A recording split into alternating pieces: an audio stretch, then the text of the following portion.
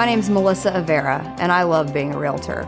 I specialize in real estate in the DFW and surrounding areas, and I also grew up here, so I'm very familiar with the Metroplex.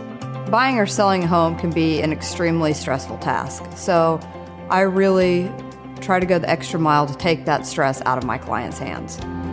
This is Going the Extra Mile. Now, from Frito Nation Productions in the Caddo Office Reimagined Studios, here's Melissa. All right, so here we are with part 2. It's still in the studio with Erik Tomlinson, my lender at Supreme Lending, and we're going to do an episode here on questions that people have, what they wish they would have known prior to buying a house, or, so we're going to cover some different topics here. So I'll just get it straight out the chute. Erik, first question from people is, what are points? Okay. Points are a percent. So 1 point means 1%, and that's of the loan amount. Okay, and the purpose of points in the past, that might be a cost associated with the loan, and the lender keeps that point. Right now, if it's used to buy the interest rate down. Generally, there's an origination point and there's a discount point. They're itemized separately. Origination point, that's just for the lender. That's the cost of doing business with them. A discount point should be bona fide in regards to buying down the rate. So, general rule of thumb, for every 1 point that you pay, 1% of the loan amount, that might lower the rate about 0.25% in interest rate. Okay, and so when looking at your loan, just because you have a point on there doesn't mean you have to pay points. Some people opt to pay points because it lowers the rate over the life of the loan. And if you know you're going to keep it for the life of the loan, it may be worth it. I have a calculator that I use to find the break-even point, right? So if you have a $200,000 loan and you have 2 points, you're paying $4,000. When do I recoup that $4,000 in savings because of that lower rate? And I say it might be 2 years. It's kind of a long time if you think you're going to sell, but you're not breaking even for 24 months. And they're like, I'm going to at least be here for 5 to 10. And if I'm saving $50 a month, that saves thousands of dollars. So then it's worth it. Right. But some people just don't want to do it because, whatever, to each their own. But I wouldn't say steer away from points, but just know that there's 2 different types of points, and they're considered prepaid interest, so they're tax deductible. So on your tax returns, when you write off mortgage interest paid to banks, this is it. I'm not saying you write it all off in 1 year. It's probably, I'm not a CPA, but it could be amortized, but it is tax deductible.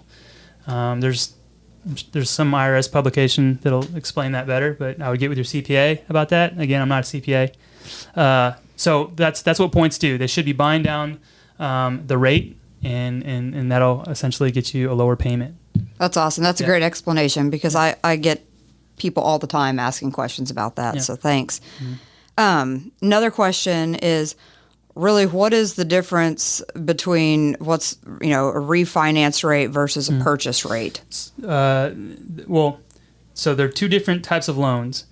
Generally, the refinance rate, the par rate, meaning before adding any costs, the refinance rate will generally be an eighth higher, which is 0.125 at par. The purchase rates are always lower. I don't know the exact reason why, but that's how it's priced out, and that's pretty much with any lender. And I always look at the par rate to see where we're at.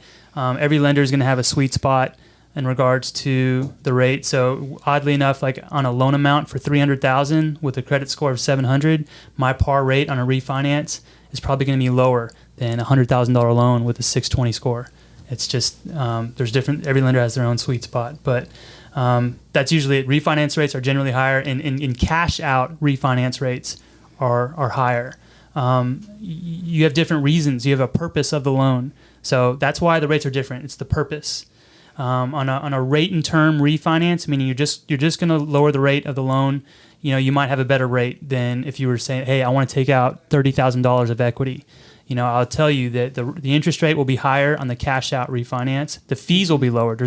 For us, there's no lender fees on that, but the interest rate's higher. So you can always pay a point to buy it down, and there will be fees financed in the loan. You're not bringing any money to closing, but the rates will vary on the purpose of the loan. That's the best way I can say it. And again, like I said, if you have a high loan amount, there could be a different rate. So they call those loan level pricing adjusters. And so you just have to get with your lender or give me a call, and I can give you a scenario of what every situation would look like. Do you do a good amount of people, like say they're wanting to buy a second house or a investment property or something? Do you get a lot of clients who do like cash out, take 40 or 50 out of another home and put it down? All the time. And again, when you take a cash out refinance on an investment property, it's going to be different if you were to take cash out on a primary residence. It's the level of risk that's associated to the loan. So in Fannie Mae's eyes, and FHA, they look at this and they say the buyer or the borrower is more inept they're more inclined to pay their primary residence note because they live there. So there's less risk. On an investment property, if the renter stops making payments, the owner or the borrower may put that as a secondary option. So there's a level of risk associated. So the rate might be different if you're taking cash out on an investment versus taking cash out on a primary. Right. Yeah. That makes sense. Yeah. Okay. What about the difference between, well, we kind of just touched on it, but primary residence versus investment property rates? Yeah, the level of risk and so the amount of money you can get. So if you're buying a house, I could do a loan for 97% of whatever that sale price is on a primary residence. If you're buying an investment property, you're going to need at least 15 to 20% down. There's no bond loans on that. The government doesn't want to assist people that are going to flip homes and make money on it. Those type of loans don't exist. Investment property it's pretty black and white. You need to have skin in the game. You need to put down, I would say, 20% to get approved. And that's really almost the minimum. I've talked to some lenders or banks where it seems like some of the minimum is like 25. Yeah. There's right. So with us, you could really with Supreme Lending, you could do 15% down. I wouldn't advise it because the rate is going to be pretty hefty. 25%, you're going to get the best option. 25 and down is best. If you put 30 versus 25%, it's going to be the same rate, same cost. So I would say 25 is better. But there's just a lot of people that don't have the 25% to put down. Yeah. And maybe could we touch real quick also on the types, because I'm kind of going through this and you've been helping me with it myself, but the different types of investment properties that sometimes are harder to get loans on, single family versus condo, and kind of the hurdles that you have to go through with stuff like that. Condos. Condos. Let me tell you about condos. The building has to be warrantable or else Fannie Mae won't do the loan. All right, and so how do I know if it's warrantable? Well, you have to kind of go through a rigorous process because you have to contact the HOA, the condo people, and have them fill out a questionnaire that basically tells you if we can do it or not. And mind you, these are like volunteer people, so they're not going to put everything aside to answer these questions. And I don't have all day to get the answers. So, and you don't have all day to make the offer. And so, anyways, it's condos. They share the same roof. They share walls, so it's more risk. And if there's a building that has over 50% of tenants versus homeowners, they don't like that. They think it's an apartment building and they don't want to lend you money. If there's one entity that owns more than 15% of the building, again, that's a red flag. I'm not saying it's always going to be non-warrantable, but it could be non-warrantable and then you can't do the loan. You'll need a hard money loan, which the terms will be not as favorable.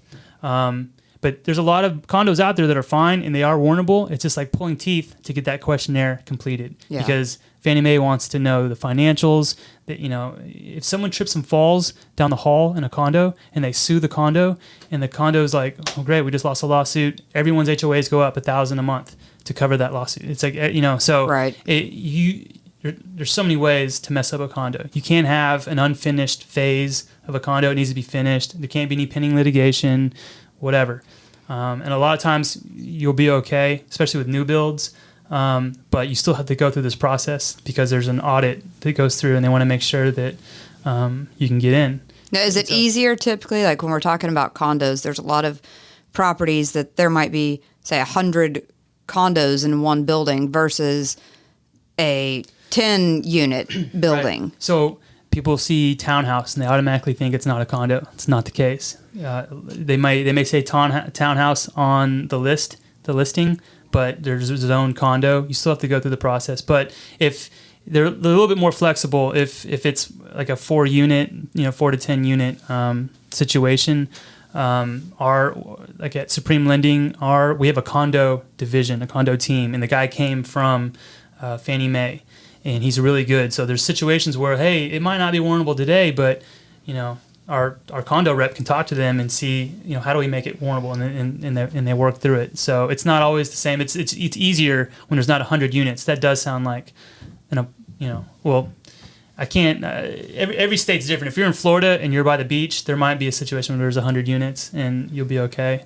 But the less units, it's usually easier to get approved. Have you ever had a scenario where someone's under contract for a condo and everything's cruising along, and then all of a sudden it comes back as like it was warrantable, and then all of a sudden it's not warrantable because now there's less owner occupants? I haven't personally had that yet, because I put my buyers through the ringer when it comes to condos, because it's better to go through it early and up front and set the expectations. Right. Because the worst thing you can do is overpromise and underdeliver. So I'm very upfront with that. I haven't seen something just change.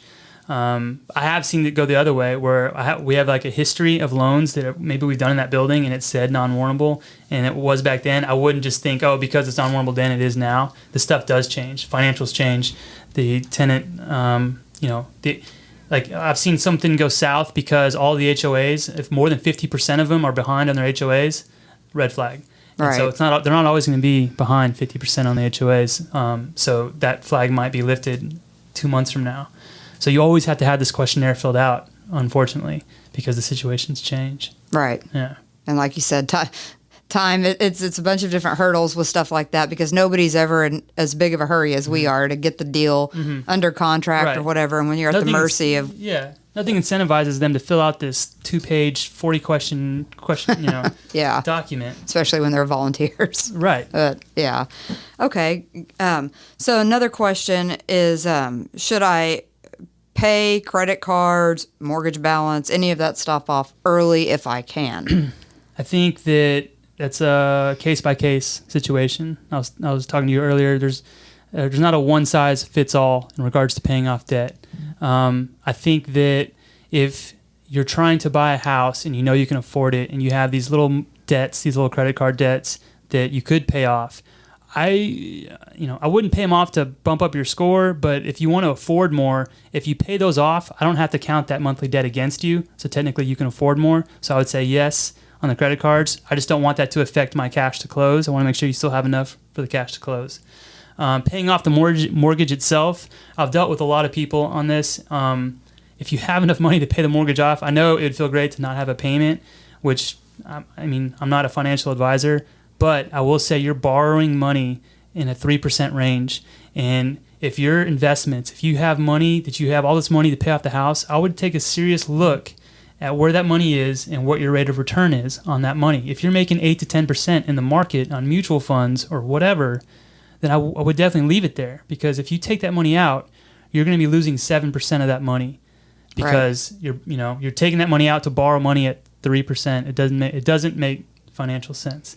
Again, I'm not a CPA, I'm not a financial advisor, but I wouldn't do it. I would leave that money making money for you. Borrowing money, even though you have a monthly payment, I know it sounds tough, but it's still cheaper than taking that money out of investments that are making money. Yeah, no, that makes complete sense. Yeah. And a lot of people, it's like the freedom or it's the goal of not having a mortgage, which is awesome. But then it's like, people think, I don't have a mortgage anymore.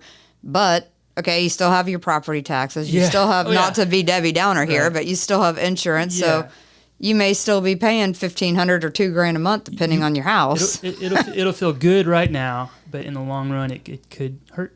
It could hurt. Yeah. I always tell my clients, if they can afford to do it and they're trying to pay their mortgage balance off a little bit faster, there's nothing wrong with that. Just slowly down. Yeah, pay if you can afford to pay 1 or 2 extra mortgage payments a year, and just break it down. It don't have to be at once. Like send in an extra $300 just straight towards your principal. And that will will shave money off the term. If you can afford to do it. I think it's a one-off. I just send them a Dave Ramsey link. Ask him, like, what would Dave do? Just some kind of envelope system you can work on that'll answer that. Yeah. one more thing I wanted to mention though is Eric and I, we do loans for a give back for law enforcement. So I haven't really touched on this in any episodes, but I have a nonprofit organization called Coffee for Cops, and Eric and I have partnered up, and for any law enforcement, and I believe you do it for veterans also. First responders, yeah. Yeah, any first responders, we have provided give back. So there's incentive for, with buying, selling a home, we give you a little credit or waive certain fees that will help, offset some costs for you. So if you're in that field, we would love to be able to help you with anything you need. Yeah. You never know until there's so many specialty products out there, for sure. Yeah. And there's so many like Homes for Heroes, like things out there, but, and this is similar, but it's separate. It's something that he and I contribute. Like it comes directly out of my commission that I would be giving back to these people. So it's just something I choose to do because I care about that industry and want to help. That's good. So, all right. Awesome. Well, thanks so much, man. Yeah, thanks. If you have questions about buying, selling, renting, or investing, don't go at it alone. Reach out to Melissa at 214-280-4317 or Melissa at melissamovesdfw.com. You can find out more about the Melissa Avera Realty Group at TVG by visiting melissamovesdfw.com. Thank you for listening to Going the Extra Mile.